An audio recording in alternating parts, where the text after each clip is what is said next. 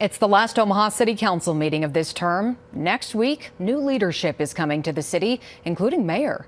Today, the council approved an agreement to build a new parking garage in Millwork. They also discussed plans to replace the 72nd Street Bridge at L Street. Members also brought up a plan to redo the playground and courts at Dahlman Park at 7th and Pine. Now, this is the last meeting for Councilwoman Juanita Johnson, who did not advance out of the city primary. Lavanya Goodwin will take her place for North Omaha's District 2.